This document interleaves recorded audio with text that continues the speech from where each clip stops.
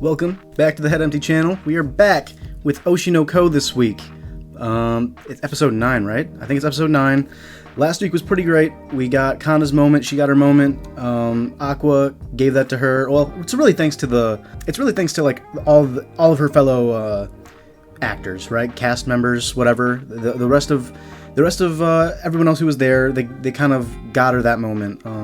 Akane tried the episode before and kind of triggered Kana a little bit and had her back off. And then we had Himekawa and Aqua allowing her to have that moment. Himekawa was ad-libbing for her. From what I understand, he just literally swapped partners. I don't think that they were originally, Aqua and Kana were originally supposed to have that scene together, but it works because the two characters get shipped together by the fans of the manga. So that was all ad-libbed. It was very cool. Everyone got to show off their skills.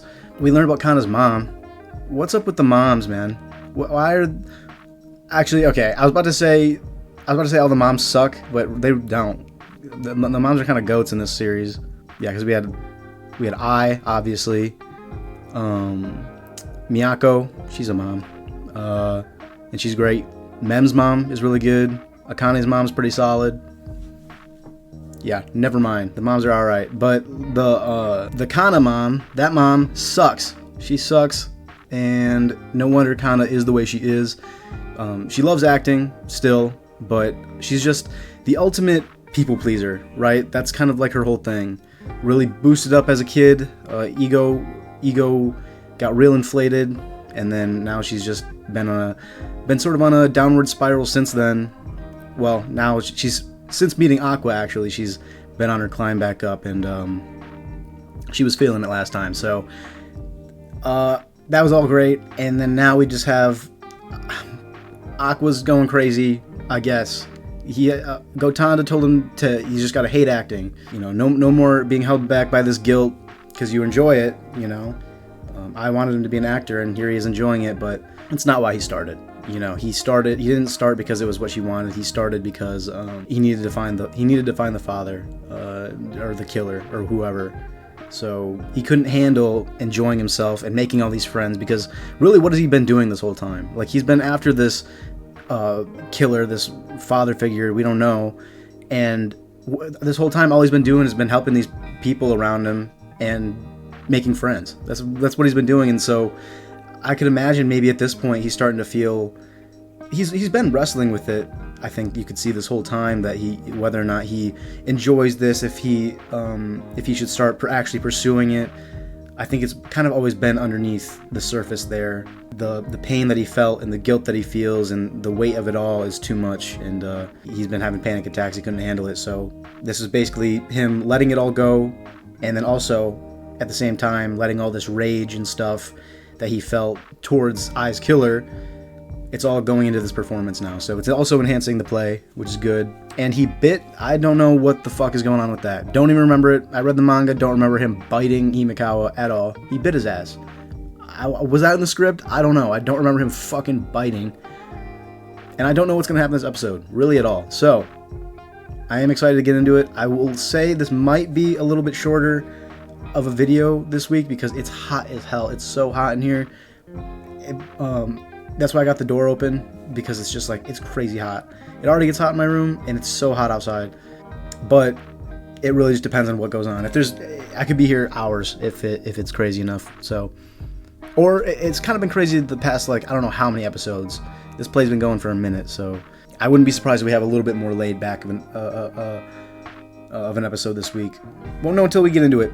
Like the video, subscribe to the channel, check out, I'm watching FMAB. I think episode 3 is currently up as of right now. Yeah, episode 3 is the most recent one I recorded. It's very fun. I'm digging it so far. So if you're into that, if you like FMAB, or if you just want something else from me on the channel, there you go. Anyway, let's watch Oshi no Ko, episode 9, Dream. He bit him. Like, that's just that's the last thing we saw. What does that mean? Oh wow, look at the screen. Whoa.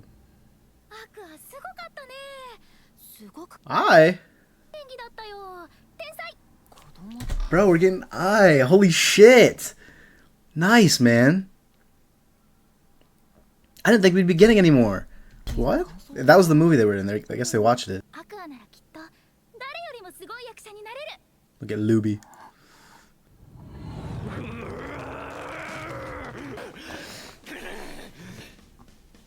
Maybe not very chill one. I guess we gotta finish out this whole thing.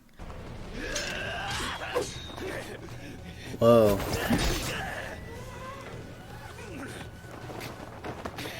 This reminds me, the chorus remind me of that Pink meme. Sorry, it's random. I don't want to see another quadruple backflip.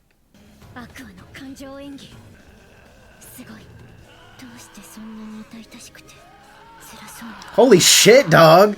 Oh my god! He's tweaking out here.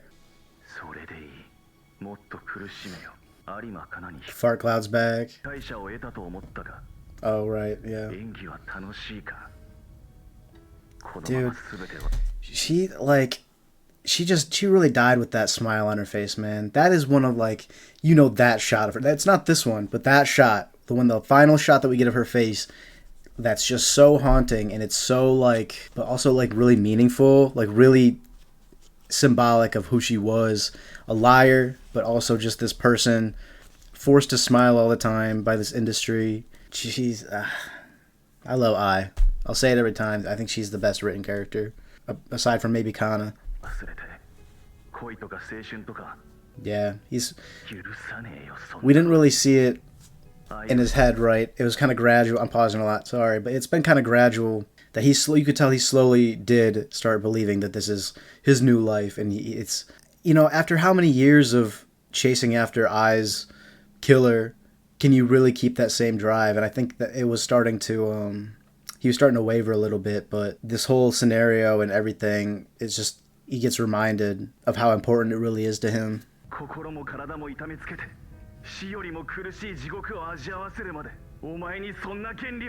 And it's the doctor, right? That's what that Cloud is. You.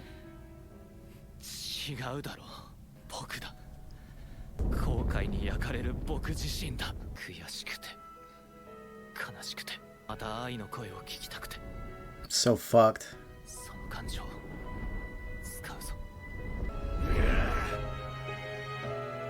I love this. Wow, this OST is real nice. Damn. His movements are like so animalistic.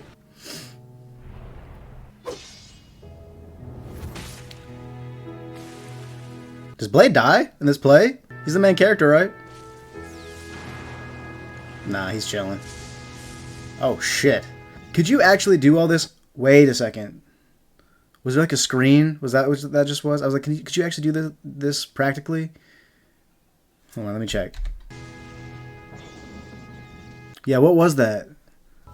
Was that how, were they projecting something onto like a screen? That's what I was wondering. How were they doing that?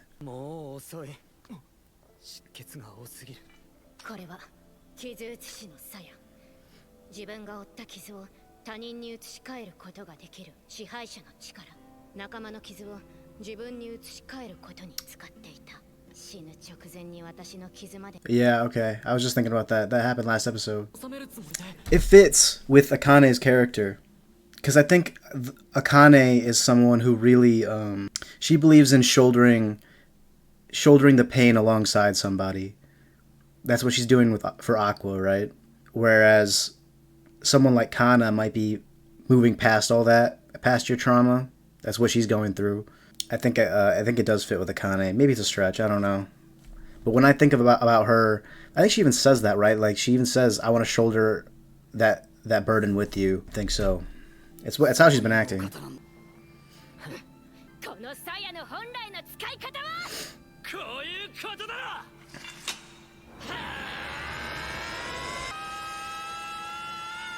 This feels like coming to the finale of the play. Oh my god. Yeah, this is that soundtrack. This is when she died.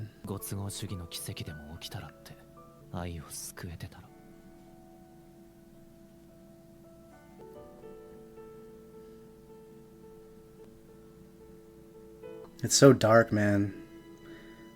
Oh my god, bro.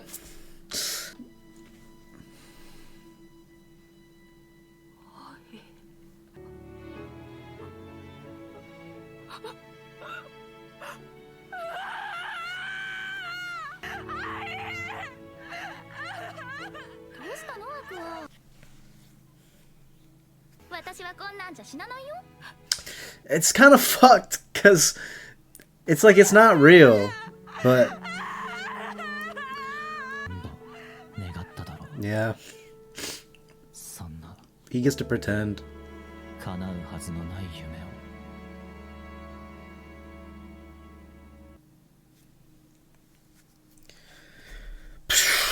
Dude, that soundtrack, that theme, that scene even, when that shit first...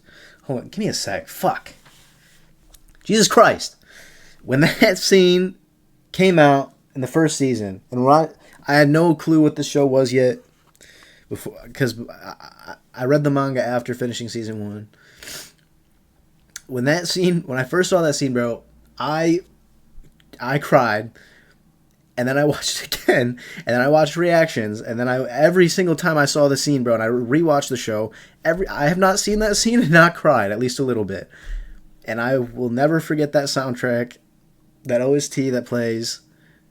It's so fucking sad. That moment is so fucked. So, no wonder I cried so easily there, because that shit, it's one of those scenes where I just will never not cry. I think I can think of 2. That's one. And then episode 18. End of episode 18 of Cowboy Bebop. I've never not cried to that shit. I cry every time I see that episode. Those are the 2, I think, episodes of anime that I can never get away from. Like, I just will always cry. Shit, man. Alright. Is that... Yeah, that's the end.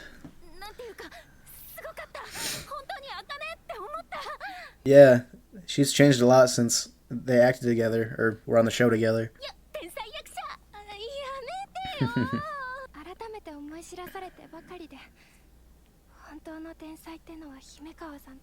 Oh, she doesn't think she was adequate?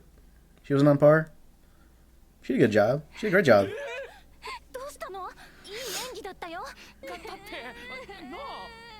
What was Ruby thinking? I feel that. Yeah, this was just... That was just the first performance.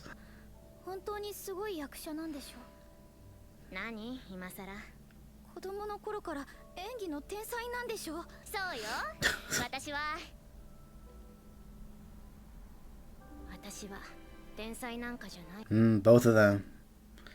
They wanted that title, but neither of them will admit it. They're both geniuses. Give yourself some credit, man. A different breed. That was cool. Kana's met Ai in person, so if she can convince her, that's pretty good. And her own son, obviously.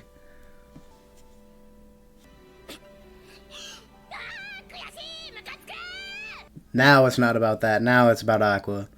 Kaburagi. Yeah, they were doing whatever the hell they wanted, to be honest.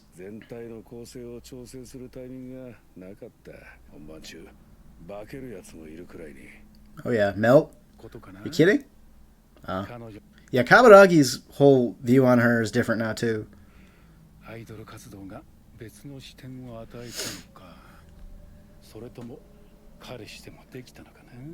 You owe her an apology. I'll say that.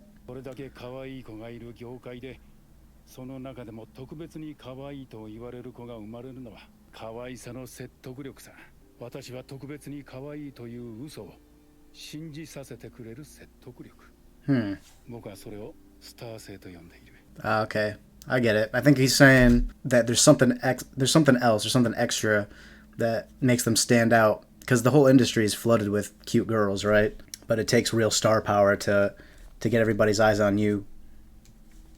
Or he's just saying, I think that's what he's saying. Yeah. I gotta be the most shady individual on the show. He was just kind of introduced like that. Aqua. I was watching the faces. Nice. Let's go. That's a dub. Show me Abiko. I want to know how she's feeling. That's the goat. Goat Tanda. Hey! Nice. They made up. Oh, he got everybody's DNA. That's like Goa. Don't fucking end. Don't end this episode, bro. I'll be so pissed. Wait, is this gonna be the credits? Okay. Never mind. I panicked. Is this gonna be what we saw in the OP? I wonder if we'll actually see I in the crowd. Very cool. So yeah, I guess it's the audience moving. It does, it works. It does feel like the stage is the thing moving. Yeah, there we go. We finally get to like actually see it. There we go. I wanted to see the mechanism. Or at least just like whatever 3D model they were going to turn for the show. So awesome. Oshinoko trying desperately to make me a theater kid. That was a great phase.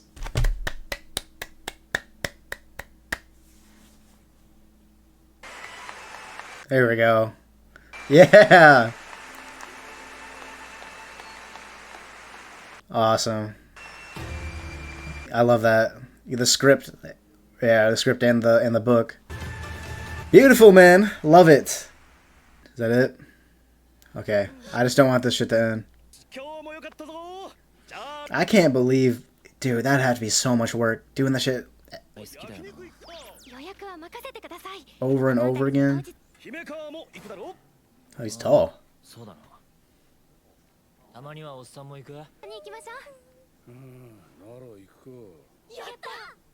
Yeah, we don't really know shit about Kindaichi. We know that's who Aqua was originally suspecting because I think he was in the phone. I think he was. I'm pretty sure he was in the... Right? He was in the phone because he was at the funeral, wasn't he? He was in the phone, and then Kaburagi also knew him, so it made it easy. But we don't really know shit about him. He's just been around, and we know Aqua suspected him. Although, he got like a fuck ton of people's DNA. It wasn't just him. He was just making sure, I guess. But maybe finally we'll get to know a little bit more about Kindaichi. Because he's just been there. Arms crossed.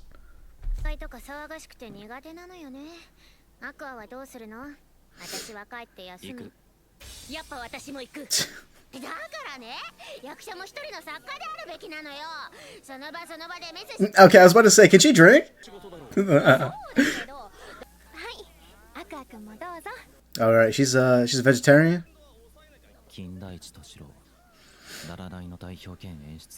Yeah, back when I would have been there.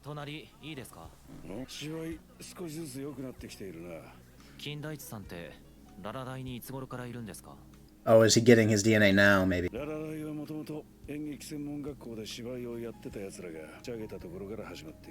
Kaburagi too?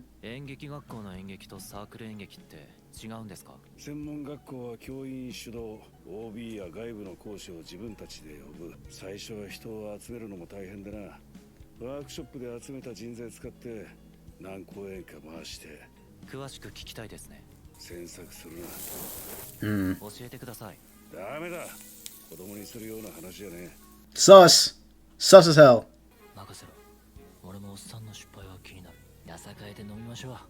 He can drink, can he? He's old enough.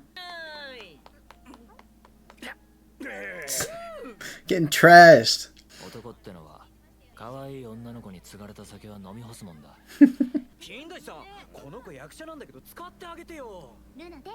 Jeez. That'd be so annoying.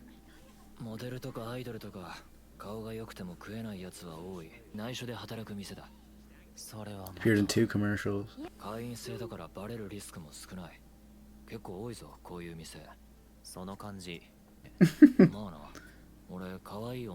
He just doesn't give a fuck, man. He just says whatever.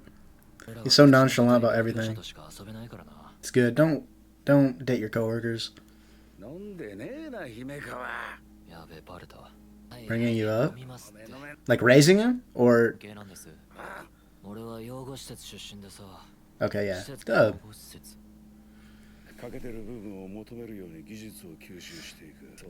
Interesting. I never thought about that.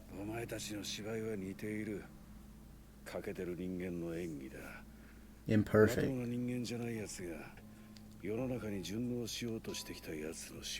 Huh. 惜しいな。お前はつまらん演技をするやつだと思った本物の感情が見えたあれは本物のやつだ面白い何よ Just thinking about what he was talking about. I'll have to think about it I'll talk about it later. There we go. We are getting more about Kendaichi. He's got a soft spot for Himekawa. Very interesting views on people, though. 別にいいですよ。このタイミングを待っていました。これを。何これ？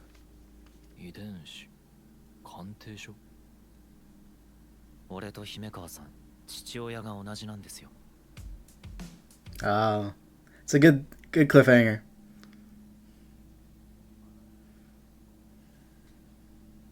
That's a good one. I knew about that. That was one of the. There were like three things in particular that I absolutely knew were coming. Because obviously, you know, again, I read it. So I read it like a year ago. So this is a lot of this episode I didn't remember basically at all, but that reveal, of course, I can't forget. The things that I remembered was Kana and Akane's rivalry and how that kind of goes, like their relationship, that backstory. Himekawa was the second thing, that reveal. That's why I haven't really talked much about. I also remember Aqua's kind of breakdown, but Himekawa's relationship to Aqua, genetically. I remember that. And that's why I haven't been talking about Himekawa pretty much at all. I don't know if you noticed or if you've seen my other episode reactions. Really haven't had a lot to say about Himekawa. We weren't given a lot about him anyway.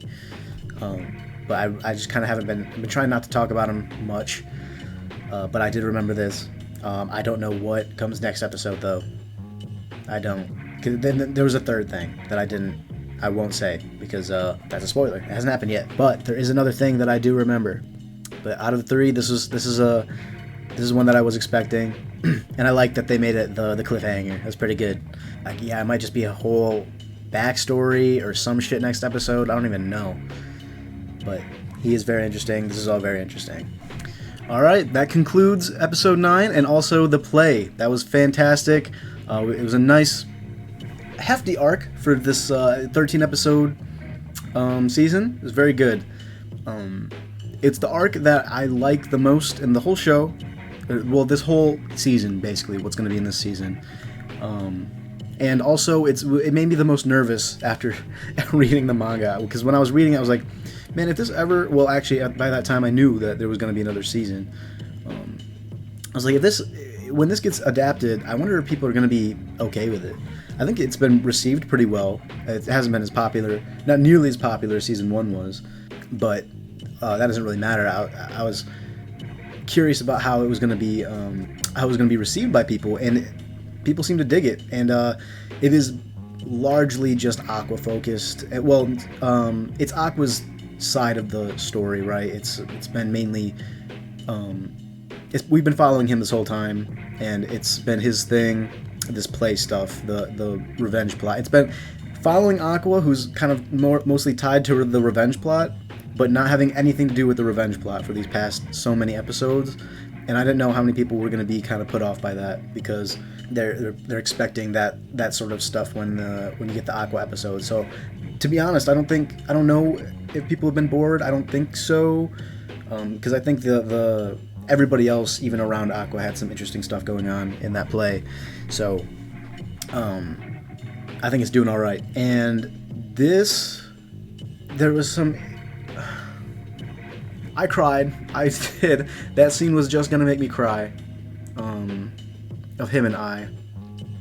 I miss Ai as a character. She's really good. Again, I recommend reading the Oshinoko side stories if you haven't. Very Ai involved and very telling, and canon, I believe. They're also canon. But they say a lot about her character, and after reading them, I won't spoil them for you. It just makes me look at her very differently and makes it a lot more sad, everything about her and her relationship even with her kids, with everybody else around her, and the way just everybody sees her now. Makes it all very sad, and her story's sad, and this story is sad. Aqua, it's a little bit fucked up. Even now, I still don't know how to feel entirely about that situation. I don't know if I would call it healthy. It's kind of like exposure therapy, sort of. But, I mean, I don't know if I would call it cathartic either in any sort of way. I don't know. It was a positive thing for him, I guess. Maybe I should just, like, take it as it is. Like, he got that moment with Akane/Ai. You know, he got to live that out, and he got to imagine for a moment and act as if she still lived. Obviously, that's impossible to go back in time and redo that. Maybe it's something he needed. No panic attack, so it's definitely more positive than it could have been. It could have been very bad for the play, you know, for Abiko, everybody involved. It would have been bad for Aqua. It would have damaged absolutely his reputation, and his plan would be jeopardized as well if this didn't go well. He wouldn't be able to rise up in the industry. I mean, he might still be able to, because panic attacks happen. It won't destroy your career, but it'll be a hindrance, I think. It would have been. Good thing it didn't. But very beautiful. That soundtrack kills me.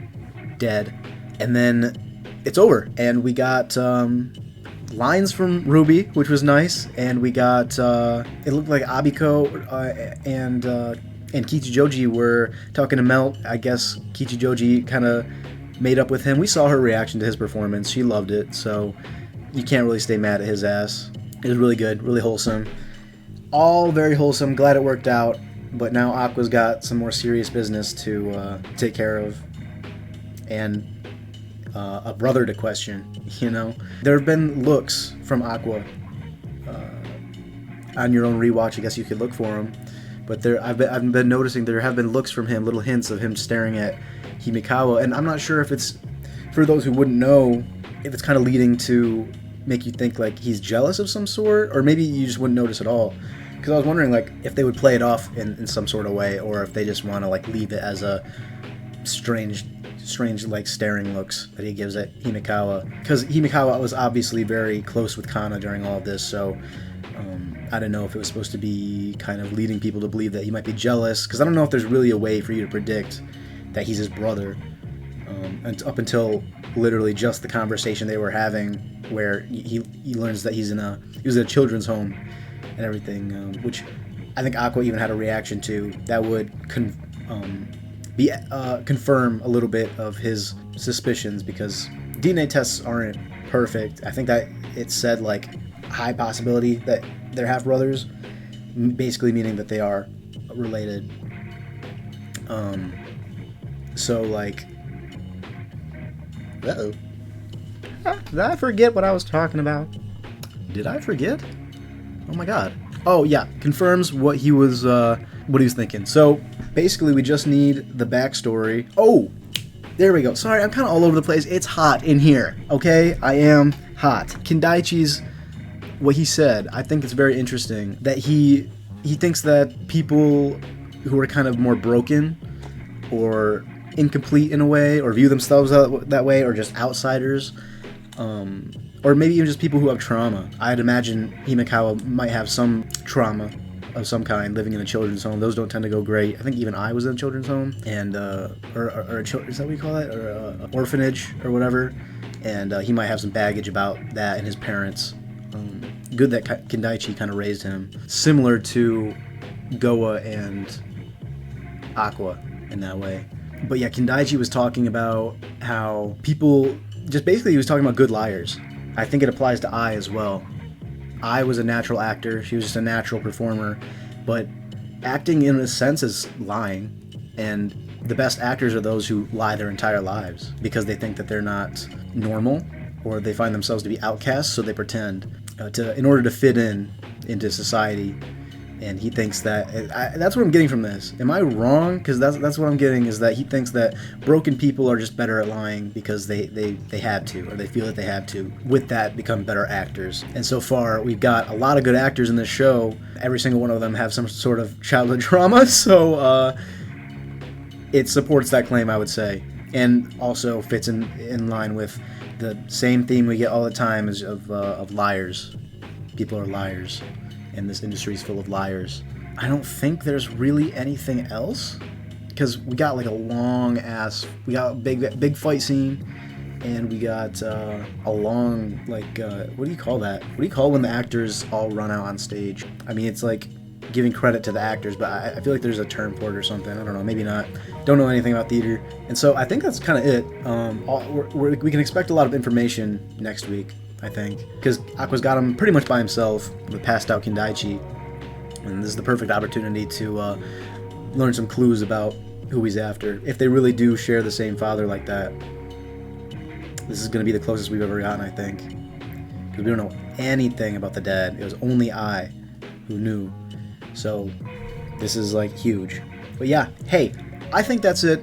I'm going to stop fucking recording in this hot ass room, but I enjoy this episode a lot. Thank you so much for watching. You should like the video, subscribe to the channel, leave a comment, leave your thoughts, theories, spoiler free if you've read the manga, please, and anything that you think I should have talked about or I missed, go ahead and leave that down below as well. Other than that, thank you. Check out my other stuff, and goodbye.